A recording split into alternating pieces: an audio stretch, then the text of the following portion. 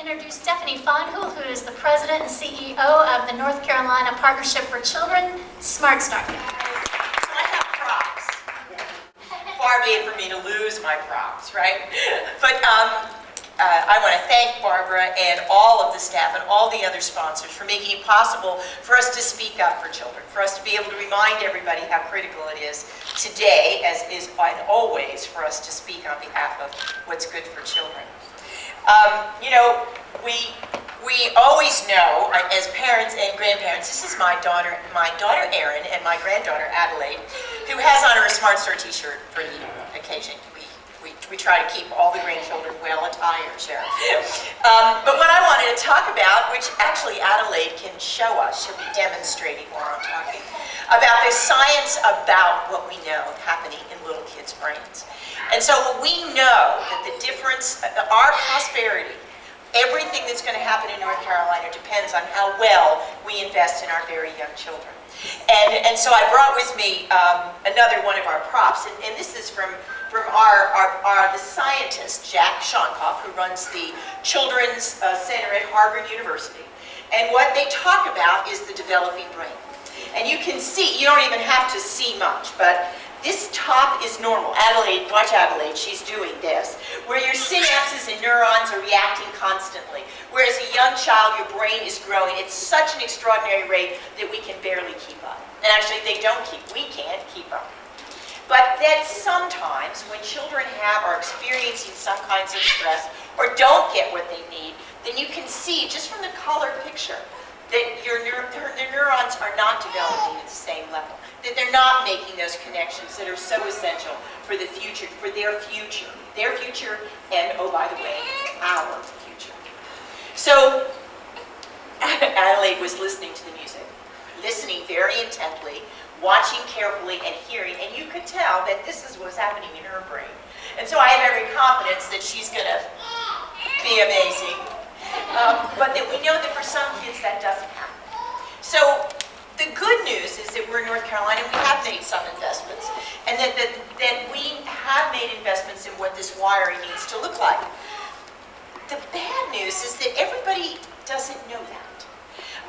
Just as recently as last week, I don't know if you've seen this piece, 73% of Americans believe that if a child gets to kindergarten and they're not ready, that they can catch up in elementary school. These children cannot catch up in elementary school.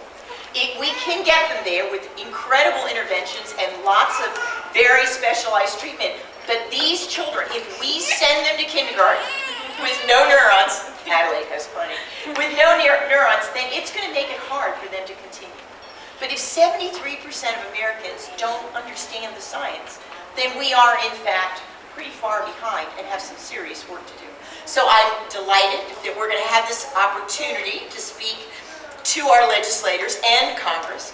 We are very excited in some of the new efforts that the Obama administration is forwarding. We think there's great future here for building our system and taking better care of all of our children. And you know that we've been disappointed, as I know most of you have. Of the agencies in the room, we know that every single one of the agencies represented, or for those of you who work for state agencies and even private organizations, experienced some significant and very harsh budgetary cuts this last session. And we really are looking forward to having champions in the future for the young children in North Carolina. Now, we were one of only 5 states in the country who actually lost dollars in early education. There were 30 states that, in spite of terrible economic situation, 30 states protected or expanded their investment in little kids. So those 30 states understand the science first of the brain, and then the economics of the picture, which is if we invest here, it's much cheaper than if we have to invest when a child has not gotten off to the best start.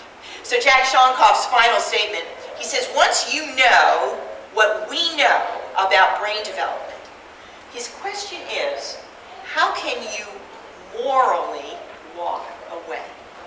Because from an investment standpoint, how do you walk away from something that will cost you more down the road? So thank you for standing up for children. We look forward to making more progress in North Carolina, and I'll bring Adelaide next time, that she'll do calculus for us next time. Thank you very much.